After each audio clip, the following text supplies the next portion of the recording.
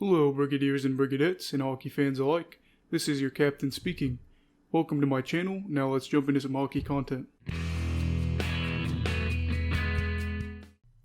Hello everybody, we are again continuing on with our series. I just wanted to state again that this was recorded on the 29th because I'll be visiting family. I believe this is supposed to go out to you on the 4th, and today we are going to be talking about the St. Louis Blues. So actually I'm going to just jump right on in now. Number 1. How will Torrey Krug fit in? With Alex Pietrangelo leaving in free agency to go to the Golden Knights, the St. Louis Blues grabbed the biggest name in free agency on the blue line, which was Torrey Krug. Krug signed a 7-year, $45.5 million deal with the St. Louis Blues, and then they obviously signed him in hopes of keeping their contention window open. While he doesn't provide the defensive value that Pietrangelo did, Krug does, for the most part, fill the offensive hole that Alex's departure left. Krug is known to be an offensive defenseman, and he gets his bread and butter off the power play, and my question really is, can he do the same in St. Louis? Now, Krug obviously has had a very talented Boston team to work with over the years. You have David Pastrnak, Brad Marchand, and obviously St. Louis is a very talented group, but it's kind of like, how are you going to replace those guys, and are his numbers going to be affected by that? That is one thing that I do worry about for Krug, is when his value is not exactly great defensively at all, and he's not really an impact in a positive way defensively 5-on-5. You know, what is he going to be able to get out of St. Louis? He's really just got to fill the offensive hole, so hopefully let's see how he works with that. Now, he is working with Jaden Schwartz, Braden Shen, and David Perron on the power play, so he does have some pieces to work with. And then it looks like, according to Daily Faceoff, he will be having Colton Parayko right next to him, which I'm thinking is probably there just to be, by Krug in case he tries to pinch a play. Who knows? I don't know that he'll be able to put up the exact amount of points that he has with Boston on the power play, but maybe Krug can, work with this group. Schwartz is pretty good. Shen's pretty good. Perron's pretty good as well. I think he should still be able to be very effective on the power play. And I'm thinking maybe he can help Parayko get some more points off the power play. So who knows? Maybe his numbers will stay relatively the same. I don't know. I think this year will be a pretty good year in seeing what the future looks like for Krug. I do think one thing that could really be an issue is, with the bread and butter of his game being the power play, how poorly will this contract age if he doesn't really click on the power play? Again, he's never really been a major defensive player, and if his offense doesn't click for St. Louis, the Blues fans could settle on him quickly after the face of their franchise left. Again, they're not expecting him to fill the hole defensively. They just need him to be able to play well offensively, especially on the power play. Now, with that being said, let's jump into our second question. The second question is, Binnington, boom or bust?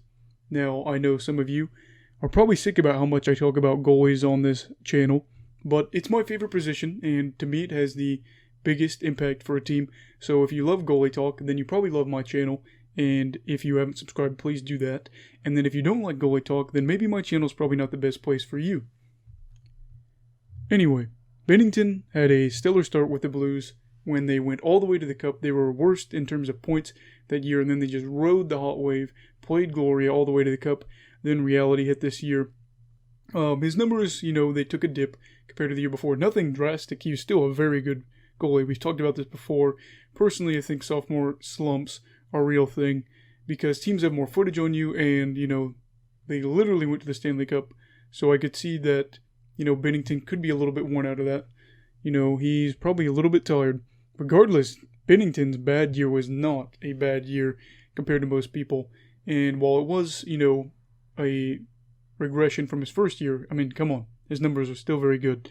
And I do think one thing we have to talk about here is, let's hope that his playoffs is not the norm. His performance in the playoffs against the Canucks and really the round robin is not the new norm for him.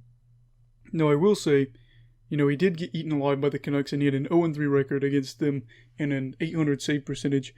I know the lockout probably did hurt Binnington big time, but there is a little bit of reasonable concern that teams have figured him out.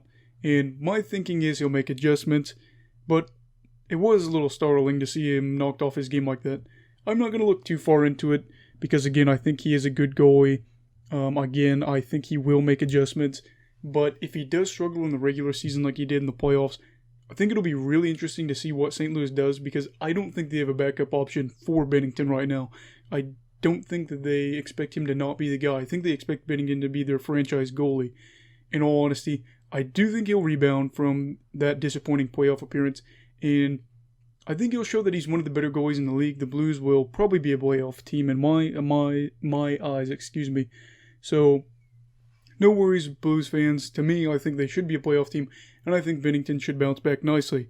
Now, the third and final question. This is a juicy question. Is Ryan O'Reilly ready to be the face of the franchise?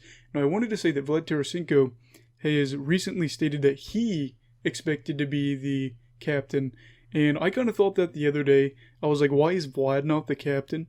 He's been there longer. I know he's been dealing with some injuries, but I thought, why is nobody talking about that? Well, he talked about how he thought he should have been the guy and how he expected to be the guy. One thing that I think he did a really good job of, even though he's not the captain, he had that leadership when during that conference he said, we're moving on from it though, because I'm not here to talk badly about anybody. We're here to be a team. That is huge. If you are ever in a spot where you expect something to be done and you expect to get an accolade that you don't, and it's about leadership, be a leader and show that you were ready to handle that. If your response is, well, they don't deserve it, they haven't been here as long as I have, and I've had such an impact, it shows that you probably aren't a leadership type guy. So I thought Vlad saying that was just huge. But anyway, life isn't rainbows, butterflies, and cupcakes, unfortunately. There's some reality that will hit you with that in general. And I think for O'Reilly, in the real world, with the bad comes the good, and with the good comes the bad. And while O'Reilly has been named the team captain, which I think is a good thing, he has to be the face of the franchise now and face the media because he's the team leader. This shouldn't be a problem during the regular season as long as the Blues make the playoffs, which they should, in all honesty. They should probably be a top 3 team in the new division. However, let's say they either perform poorly or they get knocked out of the playoffs in an embarrassing way. Then what? Well, I think O'Reilly will hold himself up high and handle the weight of the media on his shoulders just fine. I feel like he's learned a lot from a leadership standpoint since he's been in St. Louis. And while times haven't been exactly terrible there has been some moments that have been tough for the Blues. Their way to claw back from that terrible start they had before they went all the way to the Stanley Cup. That was a good point. O'Reilly's a good two-way player and is also one of the best face-off men in the league. And he plays with a smart style. He provides plenty of offense and defense, also while not blocking a lot of shots or laying a lot of hits, which I think is really interesting to watch somebody play like that. He's a very good player. I think really the thing that comes down to it, his personality. I think he's grown so much since he left Buffalo, which was such a rough situation to be in. I'm not going to say toxic, but bad. And I think that really since he's been in St. Louis, he's learned so much. And for all the skill that he's got, I think his leadership is really what's developed in St. Louis. And I think that could be his biggest asset to the franchise after the Pietrangelo departure. So, is O'Reilly ready? From my standpoint, he's absolutely ready, and he's going to lead this team to probably some good things. With that being said, let me know what you think. I want to know what you think about all this. Please like and subscribe, and that always helps me out. So, also turn on your little notification thing when I put out a video. And anyway, we're just going to wrap it up. I cannot wait to get more videos out. Everybody stay safe from COVID. Have a great night. Goodbye, Brigadiers and Brigadettes, and hockey fans in general. This is your captain signing off. Have a great week.